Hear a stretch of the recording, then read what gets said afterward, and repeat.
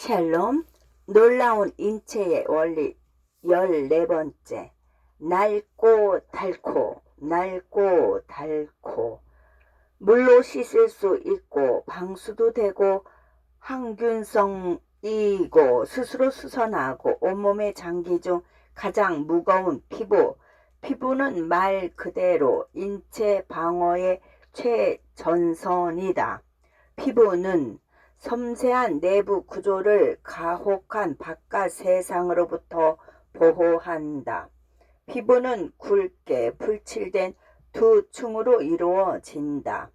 위에 있는 표피층과 그 아래 더 두꺼운 진피층이다. 몸에서 표피가 가장 두꺼운 부위는 손바닥과 손가락들, 그리고 발바닥이다. 표피세포는 혈액을 직접 공급받지 않고 진피가 배달해주는 영양에 의존한다.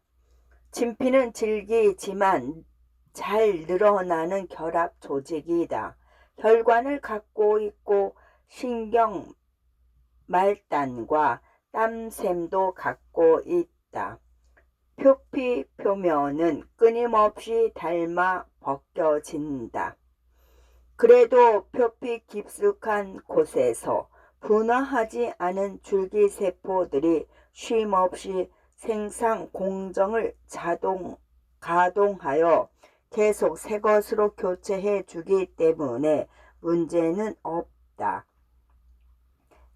줄기세포는 유사 분열을 일으켜 후손을 생산한다. 후손 중 일부는 계속 분열하려고 그 자리에 남고 나머지는 피부 표면으로 밀려 올라온다. 그 과정에서 세포들은 겔라틴이라는 질기고 복원성이 뛰어난 단백질을 만들어낸다. 켈라틴은 머리카락, 손톱, 동물의 발굽, 꽃불수의 뿔에도 들어있다.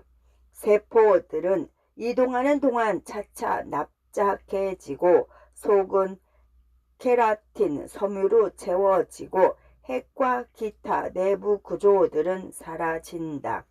혈관에서 너무 먼 곳까지 나아가면 세포는 결국 죽어버리지만 한동안은 방수성 접착 물질로 단단히 붙어 있다. 그러다 결국은 매일 무수히 몸에서 떨어지는 살피둠이 된다. 그들의 희생이 우리를 보호하는 셈이다. 피와 땀 그리고 털, 피와 땀 그리고 털. 피부는 체온이 37도로 일정하게 유지되도록 돕는다. 피부의 혈관은 인체의 자동 온도 조절기인 뇌의 실상하부와 함께 열복사 장치처럼 작용한다. 날이 덥거나 운동을 해서 땀을 흘릴 때는 진피에 있는 혈관들이 뇌의 지시를 받아 지름이 넓어진다. 그러면 따뜻한 피가 더 많이 흘러서 여분의 열을 공기로 내보낸다. 또 다른 온도 조절 장치는 땀샘이다. 둘둘 말려 진피에 박혀있는 땀샘은 혈장을 걸러서 소금기 있는 땀을 만든다. 땀은 땀구멍을 통해 피부 표면으로 나가고 그곳에서 증발하면서 열을 내보내 몸을 식힌다. 밖이 추우면 피부 혈관은 지름이 좁아지고 땀샘은 땀 생산을 줄인다. 그러면 열 손실이 차단되고 몸이 따뜻해진다. 다른 포유류는 피부에 난 털로 체온을 지키는 경우가 많지만 사람 피부에 난 털은 너무 가늘어서 그만한 단열 효과를 주지 못한다. 그 대신 털은 진피의 촉감 감지기와 연결되어 있어서 우리 몸에 앉은 곤충이 우리를 물거나 쏘기 전에 그 존재를 알아차리는 철사덫처럼 기능한다. 털은 표피에서 진피까지 깊게 뚫린 털주머니 모낭 속에서 자란다. 털주머니 바닥의 상피세포들은 끊임없이 분열한다. 후손들은 속을 젤라틴으로 채우면서 올라오는데 결국은 죽고 서로 뭉쳐서 털이 자란다. 털의 모양은 털주머니 벽의 형태에 따라 결정된다. 털주머니 윗부분을 덮은 셈은 털과 피부를 매끄럽게 해주는 기름, 피지를 내놓아서 방수 효과를 제공한다. 추울 때 털이 곳곳이 설 때가 있다. 이것은 작은 근육들이 털주머니를 잡아 당기기 때문이다. 털복숭이 포유류라면 이때 털에 공기가 갇혀서 따스하게 열을 지키는 단열층 역할을 해주지만 사람은 그저 닭살, 소름이 돋을 뿐이다. 불안한 평화. 피부를 확대해서 보면 절대 평평하거나 특색 없는 장소가 아니다. 울퉁불퉁. 느슨한 각질 연결이 여기저기 흩어져 있고 표면에는 땀 구멍과 털주머니가 숭숭 뚫려 있고 거기에서 나무줄기 같은 철줄기가 솟아 있다. 수십억 마리 넘는 세균이 이곳에서 먹고 자라고 번식하며 적어도 겉으로 보기에는 인간 숙주와 평화를 유지하며 살아간다. 세균은 습한 것을 좋아한다. 겨드랑이, 사타구니, 발가락 사이 등 말이다. 땀구멍과 털주머니 주변도 이들에게 매력적이다. 그곳에서 나오는 분비물이 영양소가 많기 때문이다. 하지만 피부가 세균에게 이상적인 환경이라고는 할 수 없다. 쉴 새 없이 각질이 떨어져 나가기 때문에 오히려 불안정하다.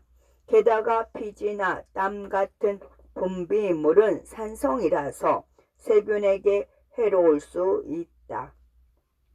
특히 땀에는 세균을 죽이거나 수가 드러나지 않도록 막는 화학 물질이 담겨 있다. 즉 피부는 세균을 수동적으로 받아들이는 게 아니라 세균 군락이 성장하지 못하도록 하고 심지어는 특정 종류의 세균을 고르는 능력도 갖춘 셈이다. 좋은 세균이 공간을 차지하도록 하고 그렇지 않을 경우 그 자리를 차지할지도 모르는 해로운 병원체를 피하는 전략이다. 조금 긁혔어. 피부 방어 벽이 뚫려 혈관이 찢어지면 인체의 방어 체계는 당장 그곳에 주의를 기울여야 한다. 복원 작업의 첫 단계는 새는 데를 막는 것이다. 상처 근처를 지나가는 혈소편들이 부풀면서 뾰족해진 뒤 재빨리 한 대 들러붙어서 새는 곳을 마개처럼 틀어 막는다. 손상된 조직과 엉킨 혈소판이 혈장 속의 단백질을 섬유 가닥으로 바꾸고 섬유가 혈구를 가두어 핏덩어리가 응고한다. 핏덩어리가 단단해지면서 상처 가장줄 자리가 추슬러지면 그제야 수선세포가 몰려와서 피해를 바로잡기 시작한다. 일이 다 끝나면 핏덩이는 해체된다. 피부 표면이라면 말라서 딱지가 된 후에 떨어져 나갈 것이다. 피가 응고하는 동안 중성구와 단핵구라는 전문적인 백혈구는 혼란을 틈타 침투했을지도 모르는 세균을 수색하고 파괴한다. 백혈구는 면역계의 전투부대다. 늘 피 속을 돌아다니면서 이런 기회가 오기만을 기다린다. 그러다가 손상 부위에서 비만 세포 같은 체세포가 화학 물질을 배출해서 여러 가지 변화를 일으키면 그 낌새를 눈치채고 달려온다.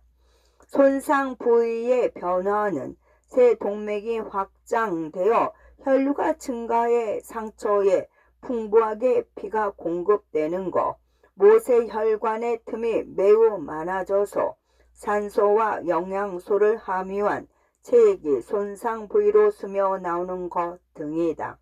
화학 경보를 받고 호출된 백혈구는 먼저 모세혈관 내부에 붙는다. 어찌나 세게 달라붙는지 혈관벽의 틈을 뚫고 반대편으로 비어져 나올 정도다. 적진의 자리를 잡은 백혈구는 수색 및 파괴 임무를 시작한다. 단핵구는 더 크고 먹성 좋은 대식세포로 바뀐다. 이런 과정 전체를 염증 반응이라고 부른다. 긁힌 곳이 붉어지고 화끈거리고 붓고 아픈 반응이다.